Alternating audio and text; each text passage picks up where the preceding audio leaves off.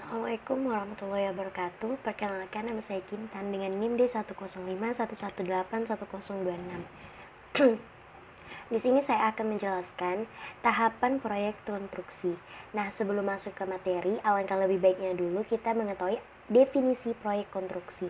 Apa sih proyek konstruksi itu? Nah, menurut Kenzano tahun 2009, proyek konstruksi adalah suatu rangkaian kegiatan untuk mencapai suatu tujuan, bangunan atau konstruksi dengan batasan waktu, biaya, dan mutu tertentu. Nah, proyek konstruksi sendiri membutuhkan resource atau sumber daya yang meliputi manusia, bahan bangunan, peralatan, metode pelaksanaan, uang, informasi, serta waktu. Nah, bisa dilihat pada gambar di samping, terdapat 7 tahapan proyek konstruksi. Nah, untuk tahap pertama yaitu studi perencanaan atau planning. Semua proyek konstruksi biasanya dimulai dari gagasan atau rencana dan dibangun berdasarkan kebutuhan. Pihak yang terlibat dalam tahap pertama ini yaitu pemilik sendiri. Yang kedua, tahap studi kelayakan atau feasibility study. Tujuan dari tahap ini untuk meyakinkan pemilik bahwa proyek konstruksi yang diusulkannya layak untuk dilaksanakan, baik dari aspek perencanaan, perancangan, ekonomi, maupun lingkungannya. Nah, kegiatan yang dilaksanakan pada pada tahap kedua ini, yang pertama, menyusun rancangan proyek secara kasar dan mengestimasi biaya yang diperlukan untuk menyelesaikan proyek tersebut. Yang kedua, meramalkan manfaat yang akan diperoleh jika proyek tersebut dilaksanakan, baik manfaat langsung maupun tidak langsung.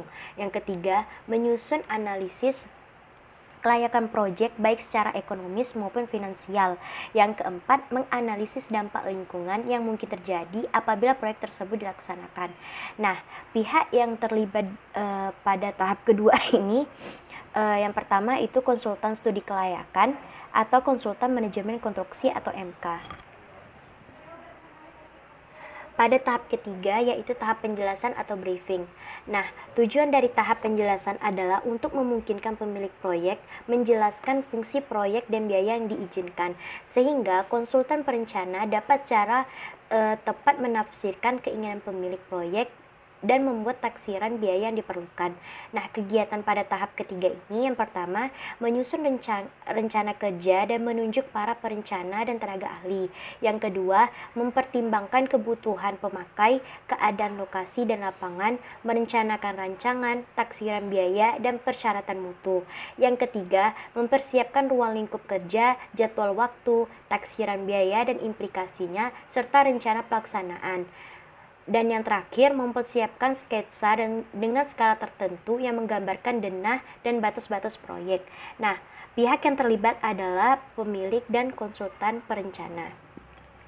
Masuk ke tahap keempat, yaitu tahap perencanaan atau desain. Nah, tahap perancangan meliputi 2 subtahap. Yang pertama tahap pre-design, yang kedua tahap pengembangan desain.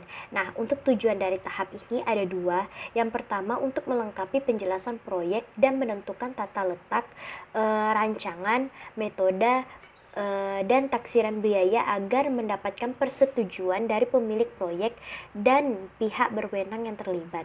Untuk mempersiapkan informasi pelaksanaan yang diperlukan termasuk gambar rencana dan spesifikasi serta untuk melengkapi semua dokumen tender. Nah, kegiatan yang dilaksanakan pada tahap ini ada 4. Yang pertama, mengembangkan ikhtisar proyek menjadi penyelesaian akhir. Yang kedua, memeriksa masalah teknis. Yang ketiga, meminta persetujuan akhir ikhtisar dari pemilik proyek. Yang keempat, mempersiapkan rancangan skema pra-design termasuk taksiran biayanya, rancangan terinci, gambar kerja, spesifikasi, jadwal, daftar volume, taksiran biaya akhir, dan program pelaksanaan pendahuluan termasuk jadwal waktu.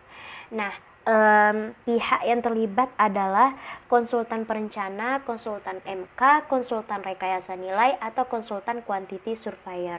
Ya betul.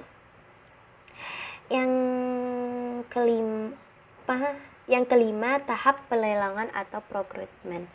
Nah, tujuan dari tahap ini adalah untuk menunjuk kontraktor sebagai pelaksana atau sejumlah kontraktor sebagai subkontraktor yang melaksanakan konstruksi di lapangan.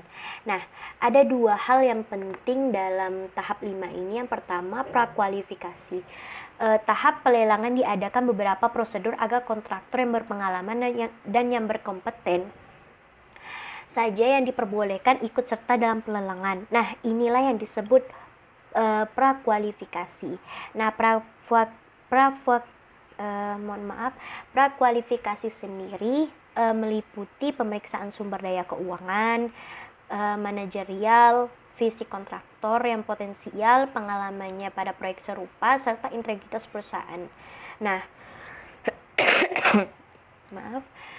untuk proyek milik pemerintah sendiri, kontraktor yang memenuhi persyaratan biasanya masuk ke dalam daftar rekanan mampu atau DRM. Nah, yang kedua, dokumen kontrak. Nah, dokumen kontrak sendiri didefinisikan sebagai dokumen legal yang menguraikan tugas dan tanggung jawab pihak-pihak yang terlibat di dalamnya. Dokumen kontrak ada setelah perjanjian atau kerjasama dari satu pihak atau lebih. Nah, sebelum hal itu terjadi, maka diperlukannya dokumen lelang atau dokumen tender. Nah, pihak yang terlibat dalam tahap yang kelima ini, pemilik, pelaksana jasa konstruksi, dan konsultan MK. Lalu masuk tahap ke-6, tahap pelaksanaan atau construction. Tujuan dari tahap pelaksanaan adalah untuk mewujudkan bangunan yang dibutuhkan oleh pemilik proyek dan sudah dirancang oleh konsultan perencana dalam batasan biaya dan waktu yang telah disepakati serta dengan kualitas yang telah disyaratkan. Kegiatan yang dilakukan pada tahap ini adalah merencanakan, mengkoordinasikan, dan mengendalikan semua operasional di lapangan. Nah, perencanaan dan pengendalian proyek secara umum meliputi perencanaan dan pengendalian jadwal waktu pelaksanaan, perencanaan dan pengendalian organisasi lapangan, perencanaan dan pengendalian tenaga kerja, perencanaan dan pengendalian peralatan dan material. Sedangkan koordinasi seluruh operasi di lapangan meliputi mengkoordinasikan seluruh kegiatan pembangunan baik untuk bangunan sementara maupun bangunan permanen, serta semua fasilitas dan perlengkapan yang terpasang, mengkoordinasikan prasubkontraktor dan penyelidikan umum. Pihak yang terlibat dalam tahap ke-6 ini yaitu konsultan pengawas dan konsultan MK, kontraktor, subkontraktor, supplier, dan instansi terkait. Masuk tahap terakhir yaitu tahap pemeliharaan dan persiapan penggunaan maintenance and startup. Pada tahap ini bertujuan menjamin kesesuaian bangunan telah selesai dengan dokumen kontrak dan kinerja fasilitas sebagaimana mestinya. Selain itu, pada tahap ini juga dibuat suatu catatan mengenai konstruksi berikut petunjuk operasinya dan melatih staf dalam menggunakan fasilitas yang tersedia. Kegiatan yang dilakukan yang pertama, mempersiapkan catatan pelaksanaan baik berupa data-data selama pelaksanaan maupun gambar pelaksanaan atau as-built drawing.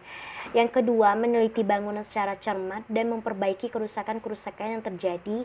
Yang ketiga, mempersiapkan petunjuk operasional dan pelaksanaan serta pedoman pemeliharaannya. Yang keempat, melatih staf untuk melaksanakan pemeliharaan. Nah, untuk pihak yang terlibat adalah konsultan pengawas atau MK pemakai dan pemilik. Terima kasih. Berikut tahapan dalam konstruksi proyek. Kurang lebihnya saya mohon maaf. Wassalamualaikum warahmatullahi wabarakatuh.